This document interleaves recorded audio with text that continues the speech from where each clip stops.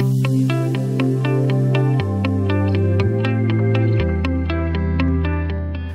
there. Welcome to Economic Insights. Today we're here with Danielle Hale, our chief economist at Realtor.com, and we're going to be talking about Realtor.com's core inventory metrics. I'll make sure I got that right. So these are statistics that Realtor.com is actually producing. Is that correct? That's right. So we have an economics team here at Realtor.com, and we're interested in tracking what's going on in the housing market.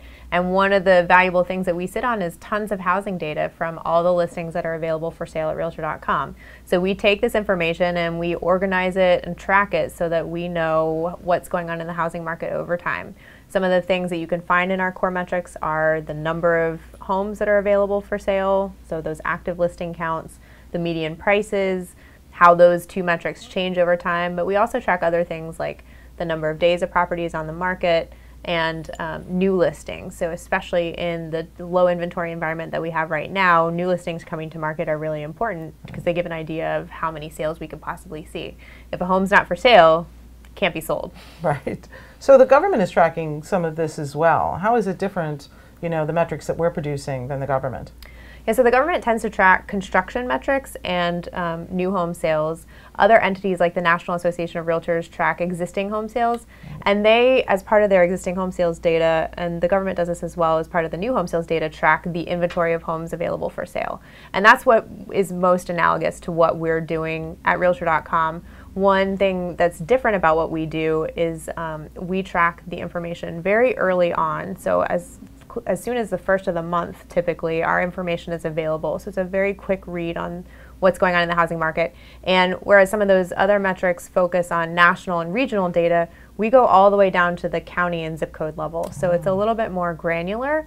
And so, it can illustrate what's going on a little bit more in your local market versus broader national trends. I mean, we report on the broader national trends as well, but we sort of hit both angles. I would imagine seeing that information at a zip code level is pretty powerful and interesting. So what kind of trends are we seeing today through, the metrics we're producing?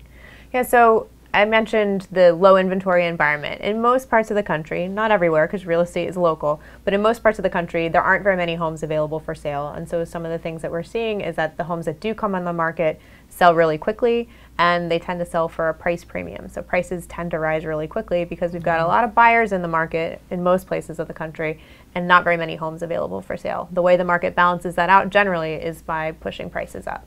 And so how often are we producing this data and releasing it so that as a consumer, if I want to go and find it, where would I look and how often? Yeah, so we produce it monthly, and it's typically available around the first of the month. We really work hard to get the information out as soon as it's available. We track it on our research portal.